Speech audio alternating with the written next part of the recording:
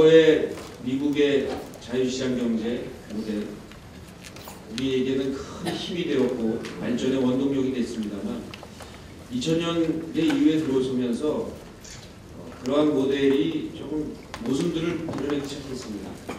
북유럽의 국가를 독일을 중심으로 한 사회적 시장 경제 국가 모델을 운영하고 있는 나라들은 성장과 복지라는 두 마리의 토끼를 다 잡는 모습을 보면서 우리에게도 새로운 모델이 필요하겠구나 생각을 했습니다. 앞으로 우리 대한민국이 가야 될 길을 의원님들과 함께 고민하면서 찾아내고, 그것이 저는 2017년도 우리 새누리당이 국민들께 비전을 펼쳐 보이고, 그래서 심판을 받을 수 있는 우리 새누리당의 또 비전 제시도 될 수 있으면 좋겠다고 생각합니다.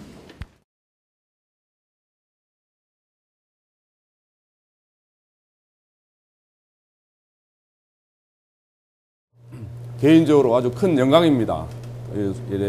존경하는 의원님들, 또 후배 기자들, 또 학자들 이렇게 모시고 개인적으로 하게 돼서 큰 영광입니다.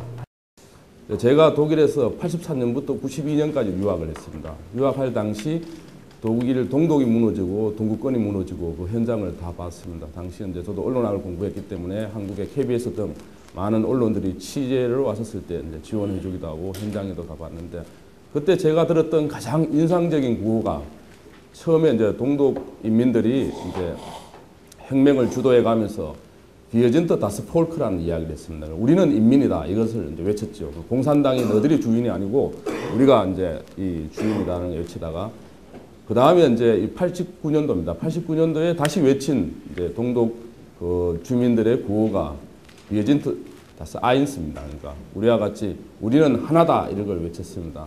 우리도 조만간에 언젠가는 북하고 우리는 하나다는 그런 구호를 외칠 날을 기대하면서 지금부터 시작해 보겠습니다. 2013년은 보시다시피 객동의 시대입니다. 객동의 시대로 시진핑 제5세대가 권력을 잡았고, 푸틴이 다시 현재 권자를 잡았습니다. 오바마가 재선했고, 아베 신조가 다시 권력에 리턴했습니다. 북한은 김정일이가 죽고 이제 김정인 28살에 체제가 들었습니다. 한국도 이제 이 박근혜 대통령의 시대를 열고 변화와 이 기회의 시대를 맞고 있습니다.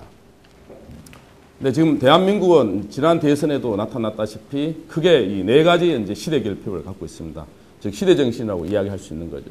가장 크게 국민들한테 여론조사를 우리가 해봐도 한 80%가 경제민주화를 빨리 해야 되겠다. 그 다음에 이제 사회복지를 일으켜야 되겠다. 그 다음에 성장과 일자리를 만들어 나가야 되겠다. 마지막으로 평화통일을 해야 되겠다. 이 네 가지가 가장 중요한 시대의 결핍이자 이제 우리가 해결해야 될 시대 정신, 자이트가이스트라고 이제 규정할 수 있습니다. 그래서 이 네 가지를 어떻게 우리가 해결할 수 있을 것인가, 그걸 고민하다 보니까 그나마 이제 우리의 롤 모델을 찾게 된 겁니다. 올해가 이제 한독 수교 130주년입니다. 그 다음에 우리 가장 먼저 인력을 수출했던 강부 간호원들이, 우리 형님 누나들이 독일로 갔던 50주년입니다. 그 다음에 이건희 회장이 그야말로 일본도 아니고 미국도 아니고 그 신경영을 마누라와 자식은 빼고 다 바꾸라 한 그 선언을 한 게 프랑크푸르트입니다. 독일 프랑크푸르트에서 20년 전에 이미 했고, 그 이 신경영을 한 지 20주년입니다. 그래서 독일이 라인강 기적을 했다면 우리는 한강 기적을 했고 수출 강국을 만들었습니다. 통일된 인구가 독일 인구하고 똑같습니다. 유럽에서 러시아 빼고는 독일이 가장 큰 나라입니다. 8,200만이고 영국만 해도 사실 아시지만 이제 5천만에서 6천만, 프랑스 이런 나라들입니다. 그래서 이제 이 나라 크기도 우리나라가 사실은 이제 삼면이 바다로 끼고 있기 때문에 디지털 나라라고 이야기하는데, 디지털 나라는 우리가 더 큰 나라입니다. 독일보다. 또 한국, 독일이 비슷하게 집단 문화 성경과 평등 의식이 굉장히 강한 나라입니다. 그래서 사촌이 땅 사면 배 아프다고 이야기할 정도로, 독일은 이제 이 자원부국이 아닙니다. 대한민국도 석유가 나지 않는 자원부국이 아니기 때문에 인재부국으로 가야 됩니다. 박정희 대통령이 이제 그 권력을 잡고 첫 미국을 방문했지 않습니까? 당시 선글라스를 끄고 이제 케네디 대통령을 만났는데 차관을 하러 갔는데 받지 못했습니다. 그리고 나서 발길을 다시 독일로 돌려서 첫 대규모 차관을 받기 시작하죠. 그 다음에 우리 민주화를 위해서도 가장 많이 지원을 했었고, 특히 IMF를 개최했을 때 일본하고 미국은 단기 차관에 의존했다면 독일은 알리안츠가 대규모 장기 저리 차관을 우리한테 또 지원했던 나라입니다. 독일은 한국의 롤 모델인가, 지역 균형 발전을 하고 있습니다. 경제 민주화를 일으켰고 사회복지를 만들어가고 있고 일자리와 성장, 그 다음에 교육, 평화 통일을 달성했기 때문에 우리한테는 좋은 롤 모델이라고 볼 수 있는 겁니다. 이 메르켈 총리는 그야말로 지금 가장 오바마 대통령과 더불어 가장 영향력 있는 정치고 환경산업도 세계를 선도하고 있고 유럽의 중심국가로 확실하게 자리 잡았습니다. 그리고 최저의 실업률과 수출을 많이 해서 가장 돈을 많이 버는 나라입니다. 독일하고 한국하고 비교했었을 때 가장 큰 차이가 뭔지 많이 묻습니다. 두 가지입니다. 두 가지 이제 정치입니다. 정치. 다음은 기업입니다. 지금 8명의 그 총리들이 나왔습니다만은 인류 정치 지도자의 계보를 만들어가고 있고 개파나 정치보다 국민과 국익을 우선을 하는 정치를 보여주고 있습니다. 특히 이제 보수는 공동체 가치와 관용을 내세우고 있고 진보는 비전과 신성장 동력을 만들어가고 있습니다. 특히 이제 지역 균형 발전이 세계에서 가장 잘 된 나라입니다. 그리고 이제 상향식 정치 문화를 만들어가고 2세가 정치하지 않는 그런 나라입니다. 8명의 총리가 각자 저마다 비전을 제시하면서 업적을 만들어 갔습니다. 제가 이 8명을 다시 연구하면서 놀란 것은 이제 어느 한 명도 이상주의자가 아니고 이상을 내세우되 철저하게 현실주의자였습니다. 정치인들한테 가장 중요한 덕목이 뭐냐 물어보니까 3가지를 이야기합니다. 첫째, 용기라고 이야기합니다. 두 번째로 이제 나타나는 가장 중요한 게 이제 결과적으로 소통 능력입니다. 소통 능력. 세 번째로 각자 자기 프로그램을 갖고 있었습니다. 그래서 이 비전과 프로그램은 총칼보다 더 강하다는 게 세계적인 지도자들이 만들어갔고 이 8명의 지도자들한테 동일하게 이제 나타나는 현상입니다. 또 하나는 이제 본인 자녀 친인척이 부패에 한 번도 연루된 적이 없습니다. 이에 비해서 우리 대통령 역사는 조금 성공적이지 못하고 불행의 역사를 걸어왔던 거죠. 건국의 아버지부터 지난 이 MB까지 이제 친인척의 문제로 이제. 그럼 독일 정치는 어떤 특성을 갖고 있을까? 일관성입니다. 일관성. 좌파가 잡든 우파가 잡든 한 번도 흔들리지 않는 게 몇 가지가 있습니다. 그게 이제 자유민주주의 체제하고 서방하고 연대했습니다. 두 번째로 이제 사회적 시장 경제입니다. 소련의 사회주의, 그 다음에 미국의 자유민주주의, 이 체제에서 동군권하고의 체제 경쟁에서 이길 수 있는 게 뭘까? 정치 제도는 자유민주주의였는데 경제 체제는 신자유주의도 아니고 그렇다고 계획경제도 아닌 사회적 시장 경제라는 걸 만들어냈던 겁니다. 그게 누가 만들어냈느냐? 진보가 만들어낸 게 아니고 보수가 만들어냈습니다. 일자리 창출을 제1의 국정 목표로 내겁니다. 완전고용의 국가 목표를 내걸고 일자리 창출을 했었고 사회복지국가를 만들어갔던 겁니다. 통일 문제를 가지고 소득의 당시 이 정치인들이 지도자들이 한 번도 이니셔티브 주도권을 놓친 적이 없습니다. 그 다음에 이제 한 번도 빌리 브란트든 슈미트든 서방과의 연대는 흔들리지 않았습니다. 그러니까 우리는 미국, 일본과의 연대겠죠. 그거를 가지고 그 당시 소련하고 그 다음에 폴란드, 동구권하고의 이 정책을 동방 정책을 추진해 갔던 겁니다. 그 다음에 한 번도 동서독은 단절된 적이 없습니다. 특히 교회를 중심으로 끊임없이 동구권하고 교류를 하면서 동독하고 교류를 하면서 이 지원을 하면서 또 그쪽의 변화를 주도해왔던 겁니다. 장벽이 뚫렸었을 때 체코, 헝가리 이런 나라들에서 소독을 도와준 겁니다. 당시 주변 국가들이 소독을 도와주지 않았더라면 오늘날에 과연 통일이 있었을까 하는 이제 이 의문점을 던지는 겁니다. 그 다음에 이제 그 공천을 하는데 지역에서 공천을 합니다. 한국도 독일 제도를 받아들였는데 지역구의 직선제를 반으로 하고 있고 비례대표를 하는데 지역구에서 다 뽑습니다. 그래서 중앙당에서 하지 않는다는 걸 이제 말씀을 드립니다. 두 번째는 이제 독일의 경제 민주화입니다. 이제 지역 균형 발전, 대기업과 중소기업의 관계, 노사 관계, 빈부 관계, 그 다음에 거주하는 외국인들에 대한 차별 대우가 없는 게 이 5가지의 경제 민주화를 이제 만들어 갔던 나라입니다. 독일은 이제 연방국가로 지역 균형 발전을 헌법에 규정하고 있습니다. 하고 있고 아까도 말씀드렸지만 하원, 상원에 이 지역구, 지역정당의 비례대표가 들어가게 되고 상원은 16개 주의 주정부 대표로 있습니다. 그래서 법을 통과시킬 때 이 부분에 대해서 이 동의를 받지 않으면 통과시킬 수 없기 때문에 균형 발전을 하고 있는 겁니다. 그 다음에 국가 고위 관료와 중앙정부 공무원을 지역 할당제로 하고 있습니다. 고시란 제도가 아니고 철저하게 지역 할당제로 하면서 지역 균형 발전을 이룩하고 있는 겁니다. 그 다음에 이제 중요한 게 이제 우리 박근혜 정부도 내걸었던 이제 결과적으로 중소기업입니다. 대기업과 중소기업의 관계인데 독일의 경제의 가장 큰 힘은 미텔슈탄트라고 하는 중소기업에서 나오고 있습니다. 99%가 그 중소기업이고 독일 전체 노동자의 75%가 2,500만이 중소기업이 일하고 있습니다. 대기업은 국가에 기대려고 생각하지 않습니다. 대기업이 중소 영역을 침범하는 없습니다.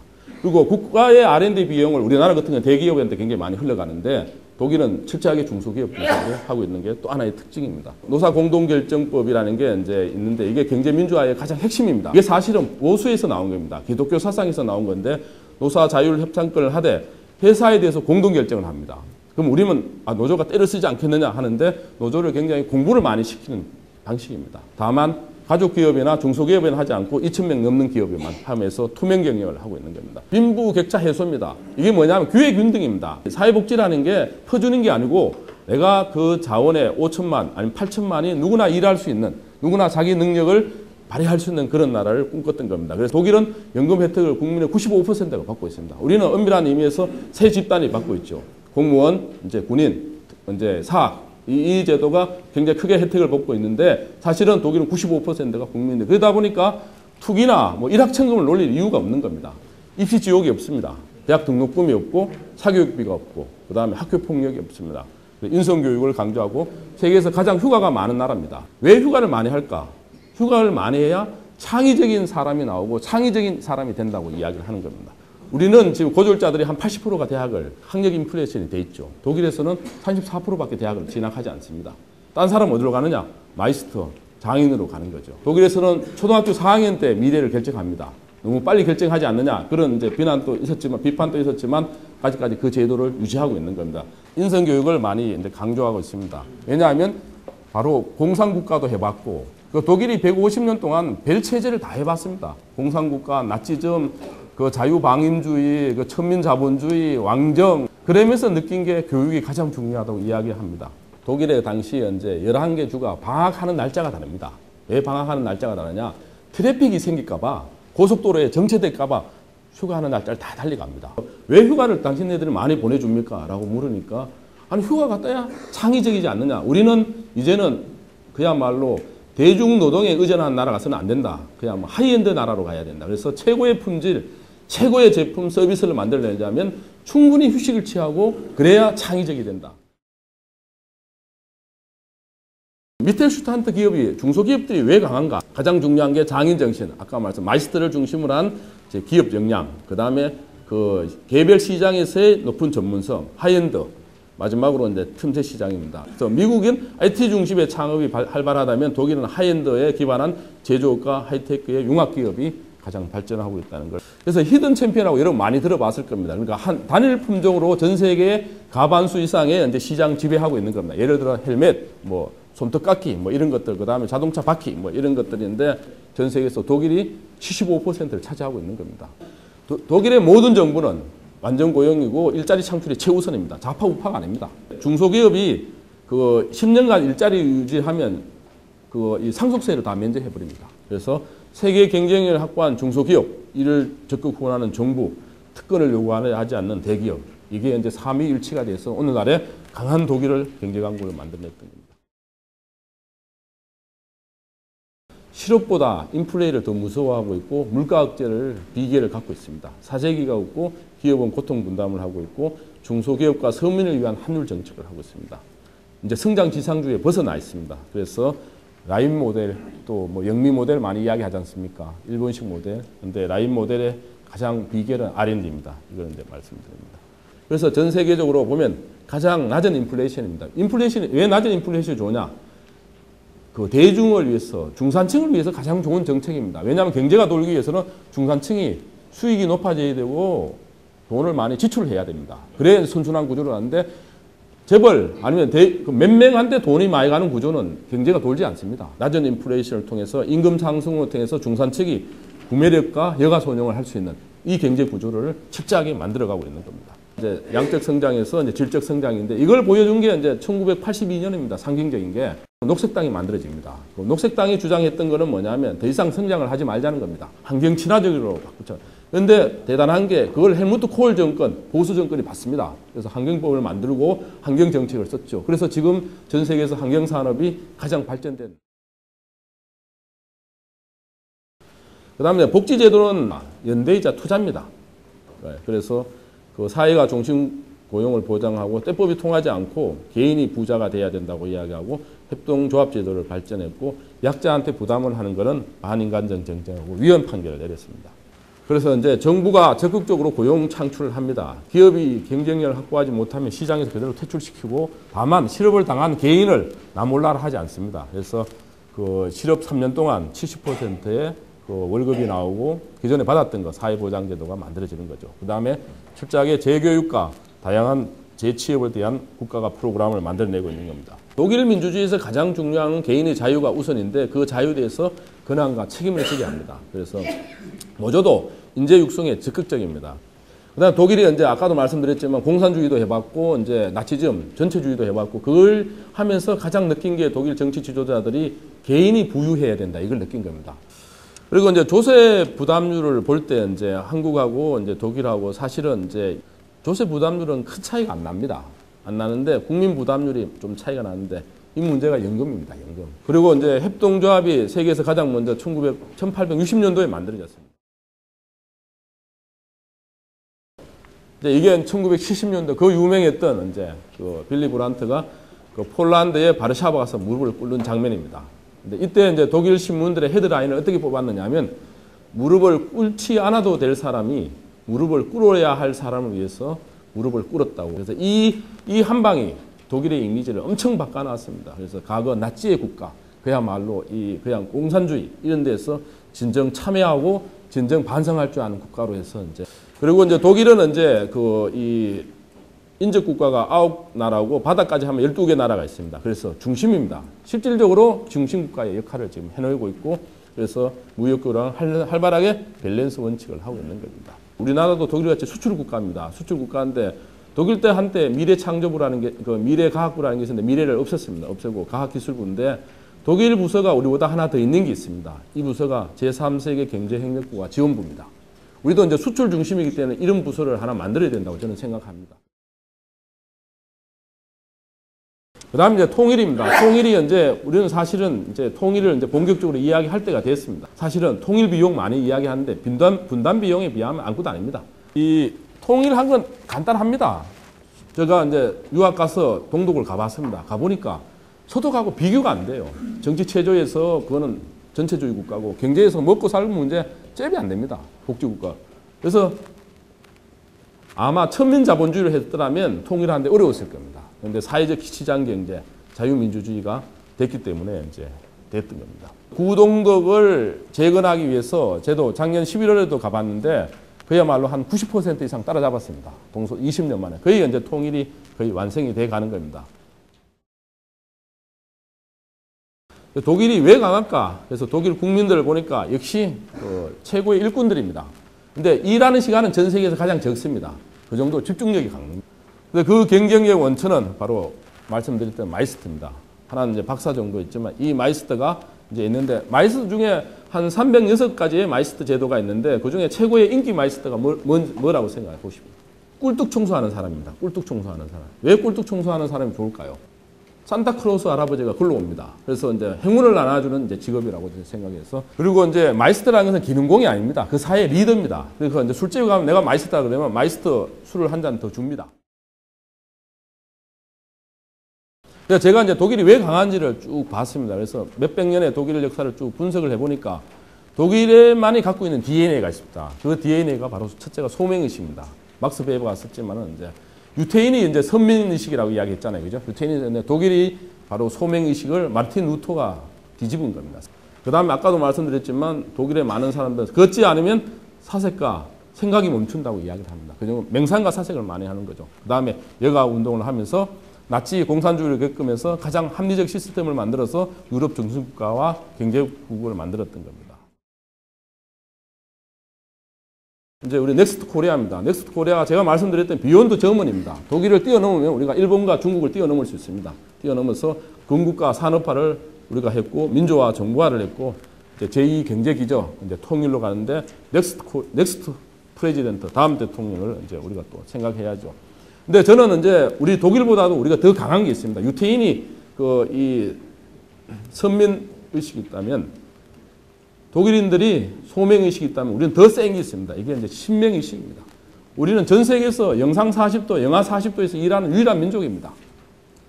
이렇게 이제 신발 안 나면 일하는 민족이 없어요. 군목이 이렇게 세계에서 하는 나라가 없습니다. 그 정도로 이제 우리는 엄청난 저는 그 의식을 갖고 있고, 그 다음에 일본과 중국에서는 그 세계화할 수 있는 슬로건이 없습니다. 미국이 그 세계 국가가 되는데 그 철학적 가치가 뭔지 여러분 아시죠? 입에만 열만 프리덤 이야기하고 있습니다. 유럽은 뭔가 알죠? 인권입니다. 휴먼 라이트. 그러나 로마가 내세운 게 뭔지 알죠? 로마는 노예가 황제를 한 나라입니다.